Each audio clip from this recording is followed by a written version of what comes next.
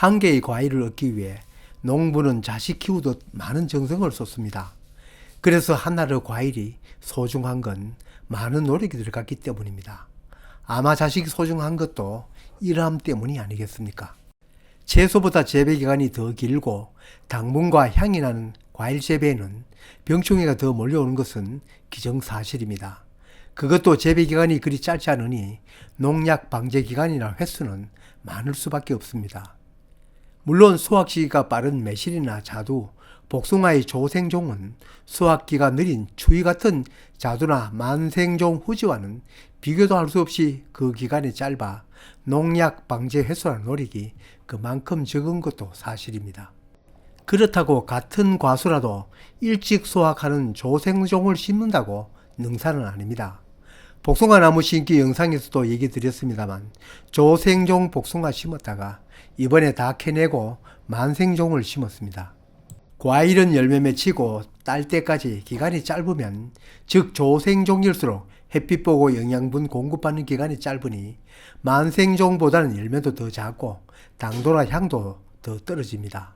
더구나 조생종 복숭아는 장마기와 겹치니 늘 물복숭아를 먹게 되었습니다.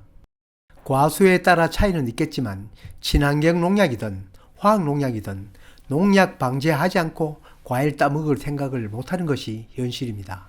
이런 점은 시장이나 가게에서 사먹는 과일 또한 같다고 생각해야 합니다. 전문 과수원은 주로 한두 가지 과수만 키웁니다.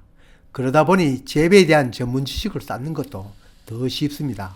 당연히 병충해 방제에 대해서도 노하우가 더 많고 따라서 거기에 대한 방제약도 잘 갖춰 놓고 연중 계획에 따라 방제를 합니다.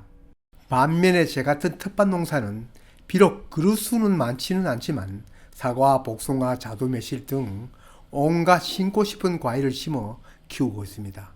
대부분 키워본 경험은 적은데 과수 종류는 많으니 재배에 대한 노하우가 없는 데다가 더 문제가 되는 것은 병충해 방제의 어려움입니다.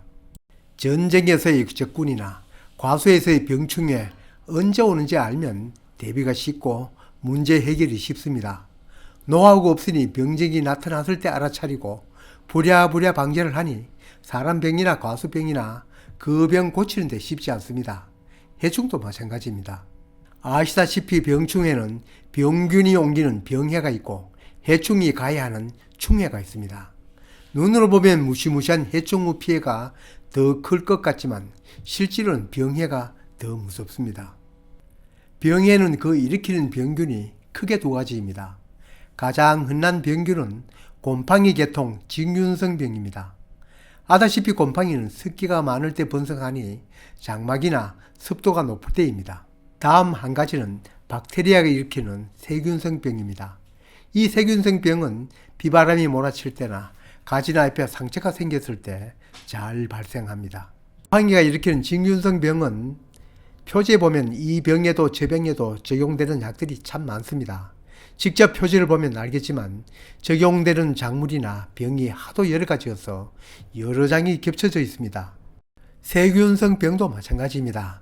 물론 어떤 병에 더 잘 뜨는 약도 있지만 항생제이다 보니 적용 범위가 넓습니다. 그러니 과수 종류 많다고 약도 여러 가지 모두 준비해야 하는 것은 아닙니다. 물론 이 이야기는 겹쳐지는 약이 많다는 이야기지 농약 한 병 사놓고 만병통치약처럼 칠 수는 없습니다. 다만 한 가지, 진균성 병과 세균성 병은 병균이 확연히 다르니 구별해서 쳐야 합니다.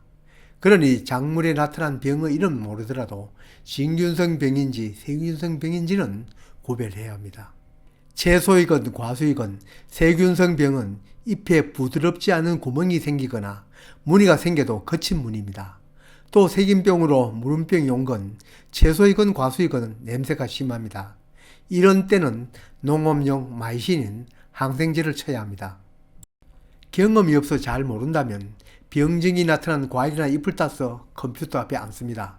그리고는 국가농작물 병해충 관리 시스템을 검색하여 우측 하단 과수란을 클릭하여 해당 과수의 병해충을 찾아 대조해보면 병 이름과 방제법을 알 수 있습니다. 이런 얘기는 병이 났을 때의 처리 방법을 안내한 것이고 사람이나 작물이나 미리 병을 예방하는 것이 첫째입니다. 병충해 예방에서 병은 예방하고 해충은 예찰하여 방제를 합니다. 아시다시피 병균을 잡는 것은 살균제이고 해충을 잡는 것은 살충제인데 분홍색 뚜껑의 살균제 중 표지 어깨에 카라고 들어간 살균제가 바로 예방약입니다. 과수 가지부터 잎 열매에 이르기까지 갑옷처럼 감싸서 곰팡이 포자나 세균이 침투하지 못하도록 하고 있는 약재입니다. 앞에서 얘기 드린 대로 병이 났을 때 치는 농약은 적용 범위가 넓다고 했는데 보호용 살균제는 그 범위가 더 넓습니다. 같은 약을 계속 치면 저항성을 길러주는데 이런 보호용 살균제는 그런 점이 적습니다.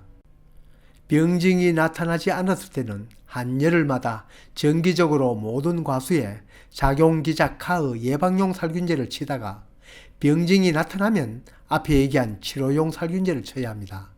맑은 날이 계속되면 인터벌을 좀 더 길게 해도 되지만 습한 날이 많으면 간격을 더 당겨야 합니다. 치료용 살균제도 표지에 보면 적용 과수나 범위가 넓은데 예방용으로 치는 보호살균제는 어느 과수나 같이 쳐도 될 것입니다. 다만 어떤 과수에 어떤 때는 치지 말라는 주의사항만 지키면 될 것입니다. 그러다가 병이 발생되면 발생된 과수는 순번을 뒤로 돌려 해당 치료 살균제를 더 넣어 치는 것이 하나의 방법일 것입니다. 해충은 앞에서 얘기처럼 예찰을 자주 하여 해충이 발견되면 이때 해당 약을 방제합니다. 응애 같은 해충은 워낙 작아서 맨눈으로 보기 어렵습니다. 100배나 200배로 확대되는 LED 확대경 몇 푼 안 주면 구합니다.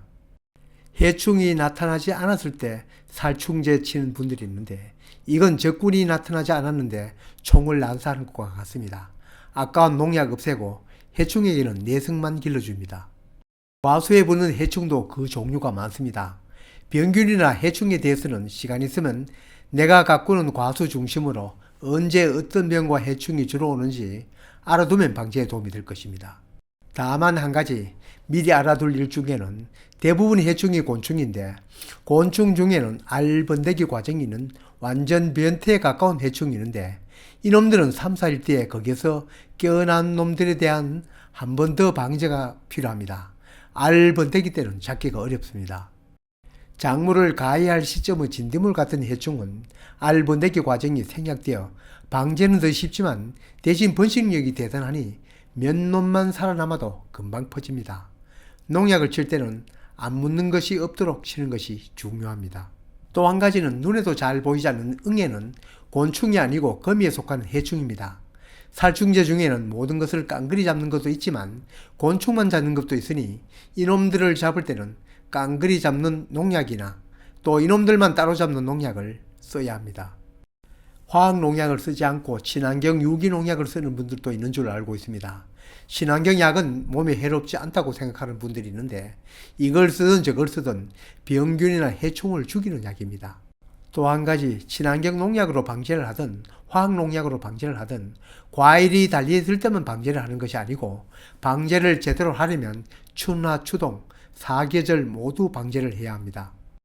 날아온 놈도 있지만 토착 생활하는 놈들이 어쩌면 더 많기 때문입니다. 과수 시기별 농약 방제법은 본 영상에서 모두 안내드릴 수는 없고 제 채널 재생 목록 5번 항목에 병충해 방제법과 농약 사용법에 대한 여러 영상이 단편적으로 있습니다. 채소 재배에서나 과수 재배에서나 가끔 드리는 말씀, 비배 관리를 안 하면 탐스러운 과일을 얻을 수 없고 병해충 관리 안 하면 먹을 과일 없습니다.